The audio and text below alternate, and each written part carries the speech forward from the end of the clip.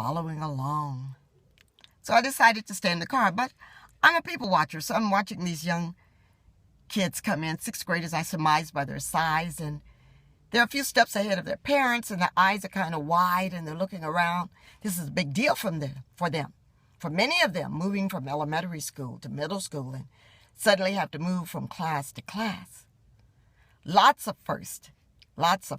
First day, first class, first new teacher, first moving from one classroom to the next, all of that.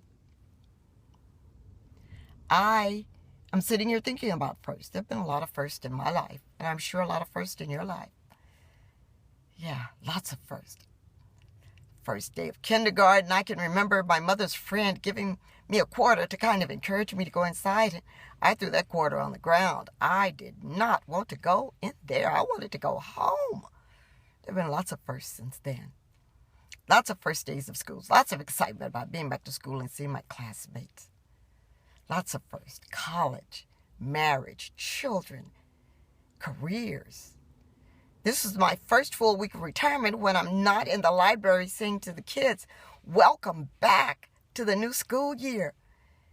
So this is a first for me as I figure out, where do I go from here? Where do I go from here? What do I do? How do I do? I have some writings. I'm going to be working with children and youth in the San Francisco Western Addition area, but right now, it's step by step. I'm learning new things about myself. Some things I already knew. I tend to procrastinate, and I've got to get over that. But also, the firsts that are coming. The first time that I sit down at a table and have my books spread out in front of me. I'm looking forward to doing that. And just signing and talking with people about them. Yeah, lots of firsts in our lives, aren't there? And some of those firsts, as we look back, have regrets connected to them. And maybe we're a little worn around the edges.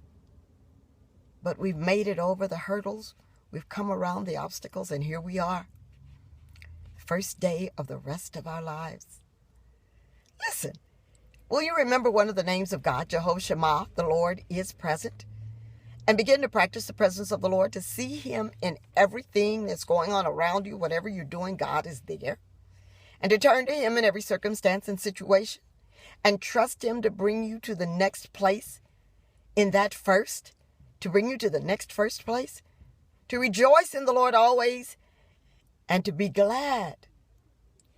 The earth is the Lord's and the fullness thereof, the world and they that dwell therein, and that includes you.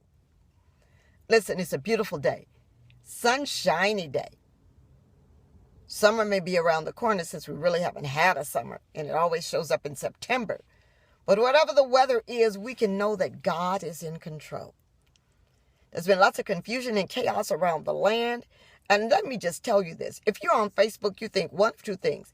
Either the Lord has forsaken you as everybody is rejoicing in their great blessings, or the chaos and confusion makes you want to crawl in the bed, pull the covers over your head, and wait until Jesus returns.